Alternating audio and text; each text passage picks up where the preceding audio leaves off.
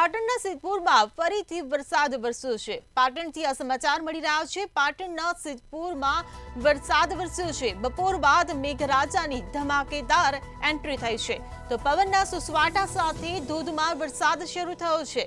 સિદ્ધપુરના નીચાણવાળા વિસ્તારોમાં વરસાદી પાણી ભરાઈ ગયા છે। ખેતરોમાં પાણી ભરાતા ખેડૂતો પણ ચિંતિત બન્યા છે તો ખેતીના પાકને નુકસાન થવાની ખેડૂતો ભીતિ સેવી રહ્યા છે। ત્યારે બપોર બાદ મેઘરાજાની ધમાકેદાર એન્ટ્રી થઈ છે। પવનના સુસવાટા સાથે ધોધમાર વરસાદ ફરીથી શરૂ થયો છે। ત્યારે સિદ્ધપુરના નીચાણવાળા વિસ્તારોમાં વરસાદી પાણી ભરાઈ ગયા છે।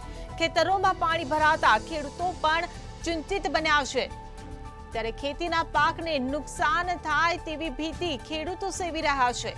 ત્યારે બપોર બાદ મેઘરાજાની ધમાકેદાર ફરીથી એન્ટ્રી થઈ છે તો પવનના સુસવાટા સાથે ધોધમાર વરસાદ શરૂ થયો છે।